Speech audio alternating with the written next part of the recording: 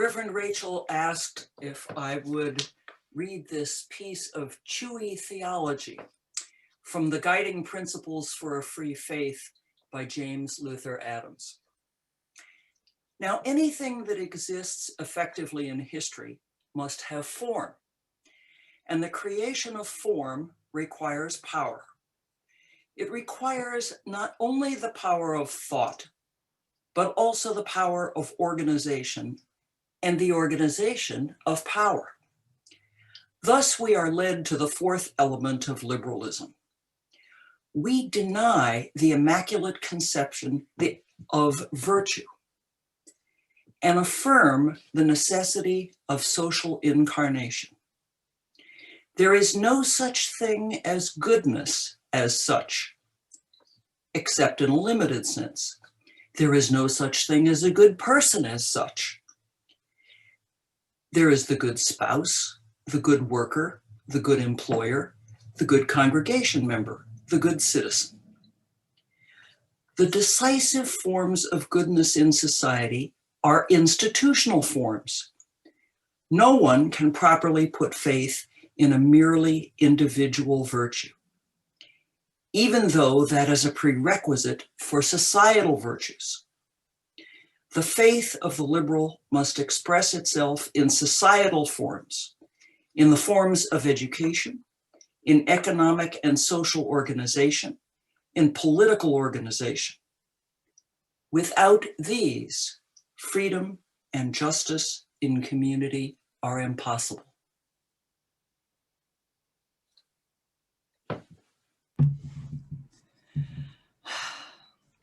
The faith of the liberal must express itself in societal forms, in the forms of education, in economic and social organization, in political organization. Without these, freedom and justice in community are impossible. That is, as Sue just read, James Luther Adams. We've been talking about these 5 smooth stones of liberal religion during services and religious education classes this year. And now we're up to number 4. I think of this one as agency. Some people distill it as power or conscience. But the upshot is that goodness does not exist without embodiment. The essay that illustrates the 5 smooth stones, Guiding Principles for a Free Faith, comes from a very specific moment in history. James Luther Adams, and we'll call him JLA for short, wrote this essay during and in the years following the Second World War. Published in glimmers of insight and later gathered into the essay we find in his book, On Being Human Religiously. You see, JLA was writing specifically in defense of liberal religion in the context of Nazi atrocity. Liberalism and cutting-edge theology had been associated with Germany for a while. I mean, even back to the Protestant Reformation, but once the Bible was in the vernacular, people set about trying to understand what was in it. And Germany was the cradle of this activity. This is where textual criticism of the Bible took hold. Some of the same analytical methods I studied in seminary just 5 years ago. Biblical scholars began asking questions like, how did the Bible come to be? Why are there 2 versions of the same story? Why does this section of the text use one word for God and another section use an entirely different word for God? Those are good questions, right? In fact, our Unitarian forebears were accused of reading too much German biblical scholarship when they began questioning the divinity of Christ. So, by the time the 20th century rolled around, liberalism had gotten a bad name. Liberals were seen as weak, unprincipled, overly permissive. In this framework, of continuous revelation, reduced dogma, loss of the threat of hell, belief in the fundamental goodness rather than the utter depravity of humanity. Critics of liberal religion began asking things many of you have probably been asked. If you're not going to hell and we're all already good, what's the point? How do you explain suffering? And the big one, if you're not told what to believe, how will you know anything? So after the profound disillusionment of the First World War and economic collapse, Hitler rose to power without an institutional uproar from the churches. What Christian religious resistance there was came from the neo-Orthodox movement and some Roman Catholics.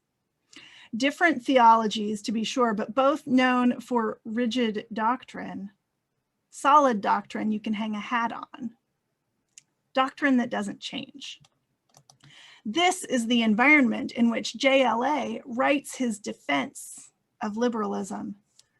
Liberalism to him is not a list of things that we have stopped believing. It's a strong and demanding, principled way of being in the world. It's a faith for free people who actually want to live with justice and liberty for all. So just as William Ellery Channing once reclaimed the name Unitarian that had been cast by his critics, JLA wrote this fierce apologetic of liberal religion, reclaiming the name liberal. And this is where we came in with that reading. The fourth smooth stone of liberal religion is agency. The idea that goodness doesn't exist on its own terms isn't exactly comfortable, at least for me. The days when I'm not sure whether I was a good friend or daughter, good collaborator, good minister, good anti-racist, I'd like to say with no evidence whatsoever that I am still a good person. It's tricky. I believe that being a person is a blessing. Being a person is good. But by this definition, all people are good. If being a person is good, good person is a redundant idea. So why are we so obsessed with who is a good person? Being a good person, apart from what we have done, is often the last refuge of those who have done great harm. So much of the time. We see it in the news. Someone, by their negligence, set the stage for an accident. Someone, in an uncharacteristic moment, committed shocking violence. And a reporter finds a character witness who tells us that really, even though they did something awful, they're a good person. Well, like I said, all people are good people. But were they a good worker when they embezzled the money? A good driver when they drove drunk? No. Still good people in the abstract, if anyone is, and we all are, but not good in that defining relationship. Goodness exists in relationship, not as an indwelling thing separate from others. Where would goodness live separate from anyone else? In the body? My private goodness snuggled up against my pancreas or somewhere else in there? I can observe my goodness in how I keep promises, how I interact with others, how I try again when I screw up. Virtues are not static. They are things that we do that build love, justice, and freedom into the world. The ways that we take care of each other matter. We have the power to do good interpersonally, but JLA doesn't stop there. He believes in good laws, good schools, good organizations, constellations of people formalized for good. Unsurprisingly, he's a theologian who loves religious and cultural institutions. The part of the essay that Sue read goes on to talk about how we set up our institutions.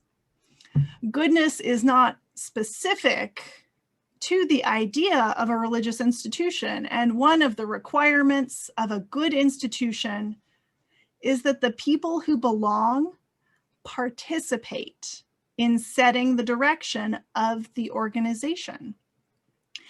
JLA denounces top-down religious organizations, saying that they are at best ineffective and at worst harmful.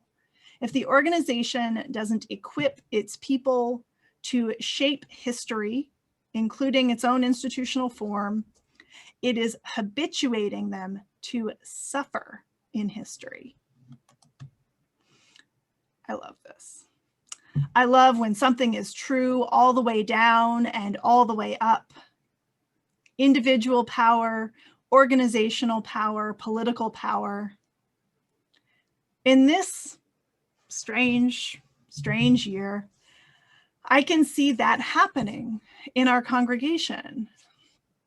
I think it's usually happening in all of our shared work, especially in our governance and the ways we have committed to sharing and building power together.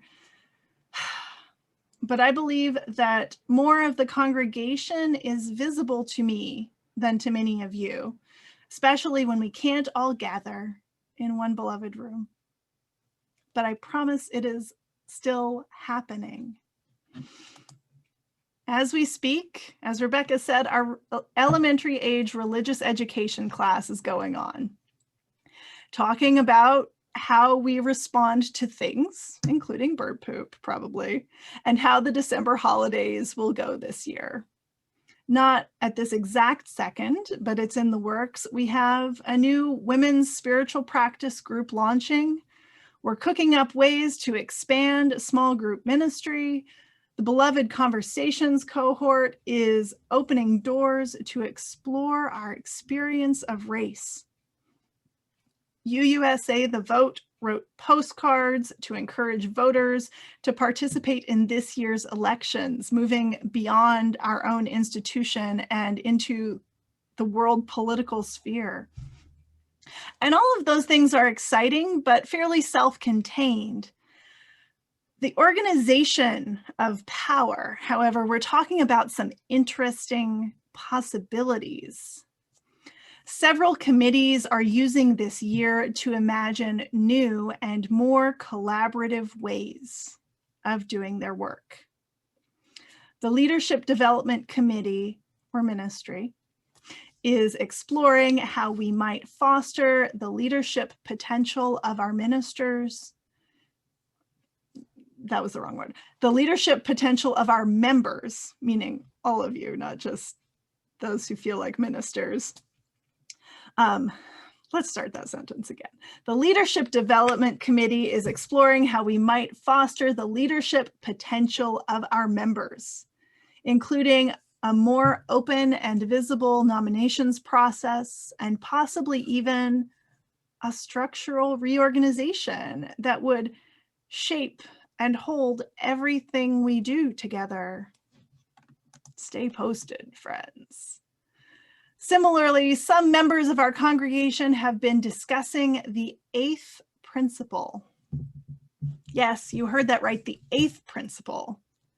I did talk all last year about the 7 principles, but some congregations have begun adopting an 8th, journeying towards spiritual wholeness by working to build a diverse, multicultural, beloved community by our actions that accountably dismantle racism and other oppressions in ourselves and our institutions.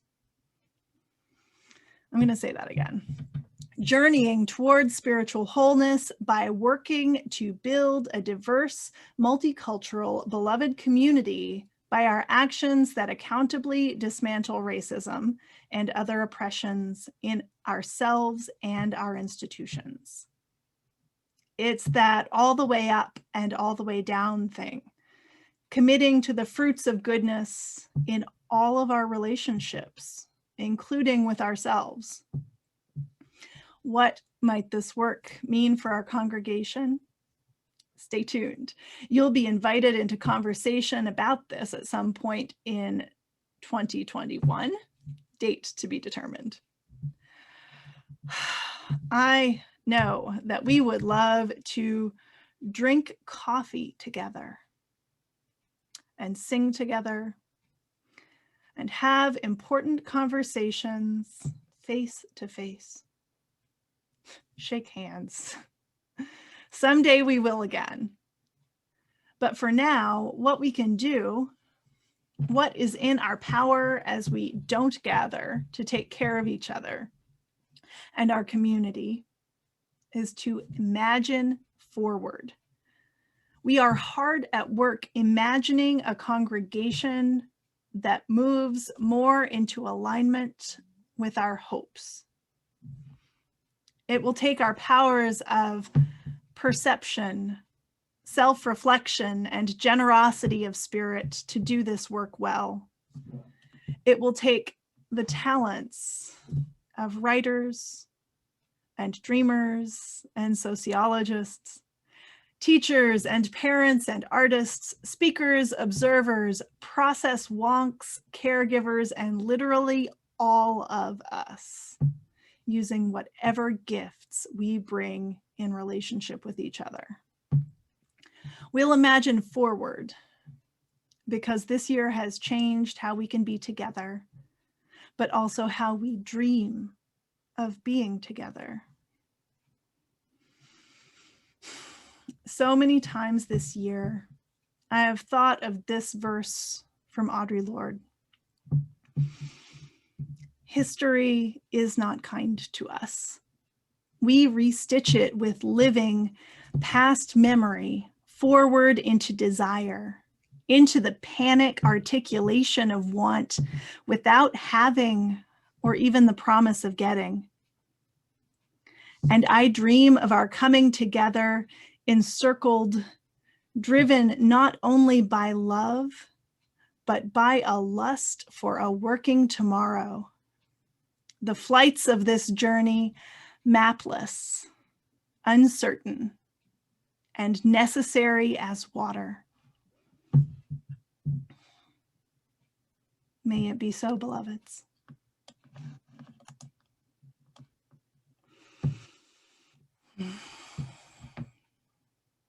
Please join in singing hymn number 298, Wake Now My Senses.